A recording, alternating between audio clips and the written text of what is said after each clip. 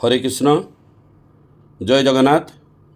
आज आम urine formation अर्थात यूरिन परिस्रा किपरि तैयारी होउछ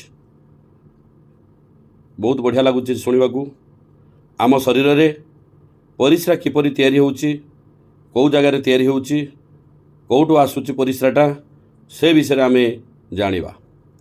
urine formation involves three main process namely glomerular filtration reabsorption आउ सिक्रेशन। यूरिन फॉर्मेशन हवा पाई तीनोटी प्रोसेस आवश्यकता अछि। कौन प्रोसेस? तीनोटा प्रोसेस से तीनोटी प्रोसेस मध्यरु प्रथम प्रोसेस होउची ग्लोमेरुलार फिल्ट्रेशन। ग्लोमेरुलार फिल्ट्रेशन ग्लोमेरुलार फिल्ट्रेशन आमे गोटे मौखिक भाव में आमे कहिबा बा लॉजिकली कहिबा ग्लोमेरुलार बा ग्लोमेरु जगार जोड़ा ग्लोमेरुलार कैपिलारीज अच्छी बा एटा देख ग्लोमेरुलस ए ग्लोमेरुलस रे फिल्ट्रेशन होबा। ग्लोमेरुलार फिल्ट्रेशन ग्लोमेरुलस रे फिल्ट्रेशन होबो। एटा गोटे हूँ प्रथम सोपान। आउ रीअब्जॉर्प्शन कौटी रीअब्जॉर्प्शन हम से विषय में आम पुंखानुपुंख जाना। रीअब्जॉर्प्शन आउ सिक्रेशन यही जो तीनटा कथा बा तीनटा step that takes place in different parts of the nephron. Nephron लो डिफरेंट पार्ट्स रे ग्लोमेरुलार फिल्ट्रेशन रीअब्जॉर्प्शन आउ सिक्रेशन अनुष्ठित होउछ। सिक्रेशन अनुष्ठित हेउछ जहाँ द्वारा परिस्रा तैयारी होउछ। प्रथमे आमे पढ़िबा ग्लोमेरुलार फिल्ट्रेशन। एई ग्लोमेरुलार फिल्ट्रेशन प्रथम कथा स्टेप होउछ कौन ना प्रथमे ग्लोमेरुलस को ब्लड आसीबो। कौटू ब्लड आसीबो? आम एओटारू ब्लड आसीबो एफेरेंट आर्ट्रियोल देके आसीबो। एराइव एफेरेंट माने एराइव आम बुझीचे आसीबा आसिकी ग्लोमेरुलस रे पसिबो। से ग्लोमेरुलस रे फिल्ट्रेशन होबो। The first step in urine formation is the filtration of blood which is carried by the glomerulus। प्रथम सोपान परिस्रा तैयारी करिवार प्रथम सोपान होउची ब्लड फिल्ट्रेशन होबो ग्लोमेरुलस रे। एफेरेंट आर्ट्रियोल द्वारा जो ऑक्सीजनेटेड ब्लड आसी थाए देख एफेरेंट आर्ट्रियोल और इफेरेंट आर्ट्रियोल दीटा arteriole carry oxygenated blood not deoxygenated blood. Arteriole कही ना भेन कही ना। आर्ट्रियोल माने ऑक्सीजनेटेड ब्लड। ऑक्सीजनेटेड ब्लड जते बेले ग्लोमेरुलस रे छाणीबो सेते बेले परिस्रा तैयारी होबार प्रथम सोपान स्टार्ट होबो। एई जो फिल्ट्रेशन होबो सेई फिल्ट्रेशन होउची गोटे non selective process. Non selective process कहा द्वारा होबो ना ग्लोमेरुलस द्वारा परफॉर्मड होबो। ग्लोमेरुलस द्वारा परफॉर्मड होबो। एटा होची नॉन सिलेक्टिव प्रोसेस। फिल्ट्रेशन गोटे होची नॉन सिलेक्टिव प्रोसेस कहा द्वारा परफॉर्मड होबो ना ग्लोमेरुलस द्वारा परफॉर्मड होबो। यूजिंग ग्लोमेरुलार कैपिलारी ब्लड प्रेशर जो ग्लोमेरुलस रे जो बहुत प्रकार कैपिलारीज अच्छी से ब्लड प्रेशर क्रिएट होगी आ ग्लोमेरुलस रे ब्लड फिल्ट्रेशन हम फिल्ट्रेट हम। तापरे यही जो फिल्ट्रेट हम 2 नंबर पॉइंट तो से ग्लोमेरुलस को केते ब्लड आसीबो ऑन एन एवरेज 1100 ରୁ 1200 ml of blood is filtered by kidney by glomerulus per minute। 1 minute को ସେଇ ଗ୍ଲୋମେରୁଲସକୁ କିଡିନର ନେଫ୍ରନ୍ ଭିତରେ ଯେଉଁ ରହିଛି ଗ୍ଲୋମେରୁଲସ୍, କିଡିନ ଭିତରେ କେତେ, ଗୋଟେ କିଡିନ ଭିତରେ 1 ମିଲିୟନ ବା 10 ଲକ୍ଷ ଏଇ ନେଫ୍ରନ୍ ଅଛି। 10 ଲକ୍ଷ ଗ୍ଲୋମେରୁଲସକୁ ପ୍ରତି ମିନିଟ୍ରେ ଗୋଟିଏ ଗ୍ଲୋମେରୁଲସକୁ 1100ରୁ 1200 ml ଅଫ୍ ବ୍ଲଡ଼ ଆସିଥାଏ ଗୋଟେ ମିନିଟ୍ରେ, which constitute roughly 1/5 of the blood pumped by the each ventricle of the heart in 1 minute।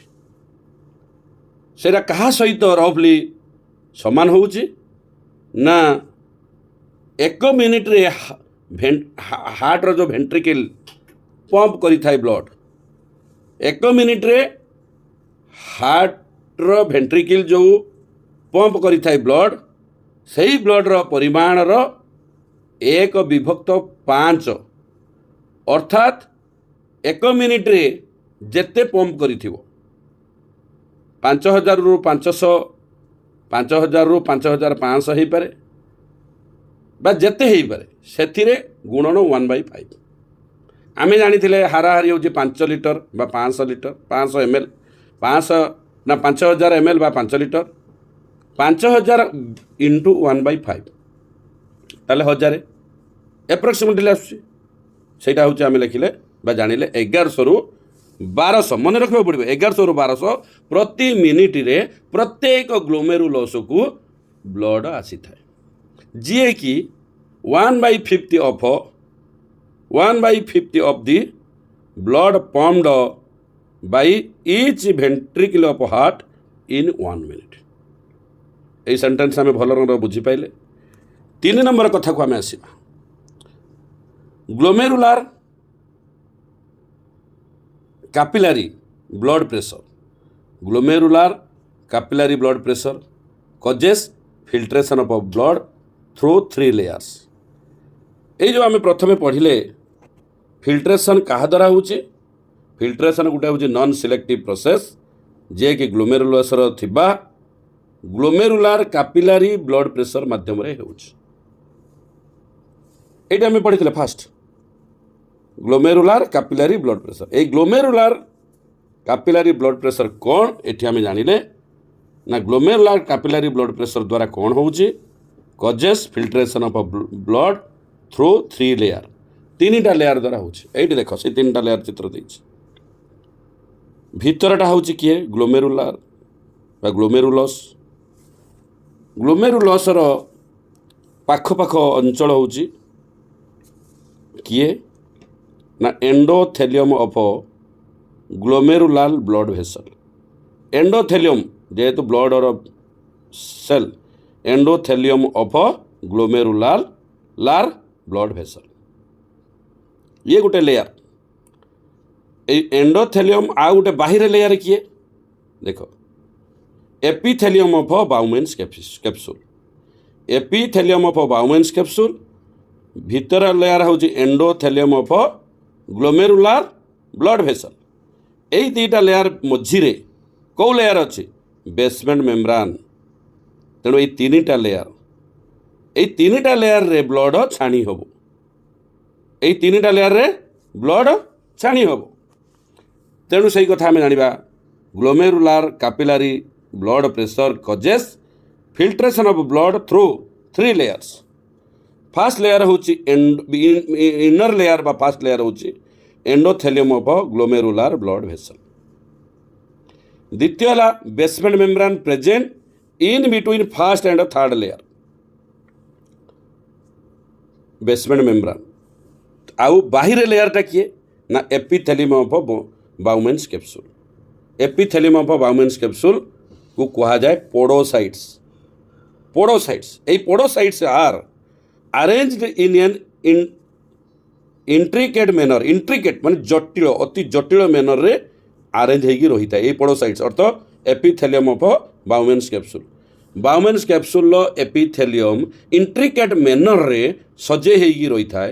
ସେଇ ଯେଉଁ ଏପିଥେଲିୟମ୍ ଅଫ୍ ବାଉମେନ୍ସ କ୍ୟାପସୁଲ୍କୁ କୁହାଯାଏ ପୋଡୋସାଇଟ୍ସ। इंट्रिकेट मैनर रे सजाई था फल as a result of which किछि किछि स्पेस देखा मिली था as a result which to leave some minute spaces किछि क्षुद्र स्थान देखा मिले जहाँ को कहा जाए फिल्ट्रेशन स्लिट्स और स्लिट पोर्ट्स। यही फिल्ट्रेशन स्लिट बा स्लिट पोर्ट्स कौटी देखा जाए ना तृतीय लेयर जोटा outer layer epithelium of Bowman's capsule जहाँ को पोडोसाइट्स कहा जाए। यही पोडोसाइट्स इंट्रिकेटेड मैनर रे अति जटिल मैनर रे सजे होगी थाए जहाँ द्वारा सम मिन्यूट स्पेसेस क्रिएट होता है लिव होता है क्रिएट होता है। सो that is called filtration slits or slit ports. Blood is filtrated so finely through 3 membranes. आमे जानिले 3टा मेम्ब्रान द्वारा जो बाउमेन कैप्सूल आउ ग्लोमेरुलस कथा आमे जानिले जतले ग्लोमेरुलस को ब्लड आसुची ग्लोमेरुलस रो गोटे लेयर अच्छी सेटा होची endothelium of glomerular endothelium of glomerular blood vessel बोलिक आम कौचे तापरे बेसमेंट मेम्ब्रान तापरे होची बाहर एटा होची एपिथेलियम ऑफ बाउमेन्स कैप्सूल। यही 3टा लेयर 3 मेम्ब्रान्स द्वारा ब्लड फिल्टर्ड होता है फाइनली पूरा that almost all constituents plasma except proteins pass into the lumen of the Bowman's capsule. आमे जानिचे ब्लड रे कौन थाए प्लाज्मा आउट होची फॉर्मड एलिमेंट्स फॉर्मड एलिमेंट्स रो नाम होची ब्लड सेल किए ना आरबीसी डब्ल्यूबीसी आउ प्लेटलेट ए माने प्लाज्मा किए water plus organic and non organic substance proteins ये सब सी कहूँ ये जो बाउमेन्स कैप्सूल रो जो 3टा फिल्टर अच्छी बा 3टा लेयर अच्छी से 3टा लेयर रे सबू पशिज किंतु प्रोटीन पशि पार ना दि ऑलमोस्ट ऑल कन्स्टिट्यूएंट्स ऑफ प्लाज्मा रे जेतिक अच्छी फॉर्मड एलिमेंट्स नुहे आरबीसी नुहे डब्ल्यूबीसी नुहे प्लेटलेट्स नुहे सी एटी पशिबनी कहूँ केवल प्लाज्मा रे जेते सबू अच्छा प्रोटीन के छाड़देले आउ सबू पशिज pass into the lumen of the Bowman's capsule. Therefore it is considered as process of ultra filtration. यही प्रोसेस को आम अल्ट्रा फिल्ट्रेशन कहवा। ब्लड रे थिबा प्लाज्मार समस्त अंश यही 3टा लेयर द्वारा पशिज एक्सेप्ट प्रोटीन पशि पार ना प्लाज्मा कथा कहूँ फॉर्मड एलिमेंट्स बा ब्लड सेल विषय कहूनी। देयरफॉर एणु यह अल्ट्रा फिल्ट्रेशन बोली कहूँ।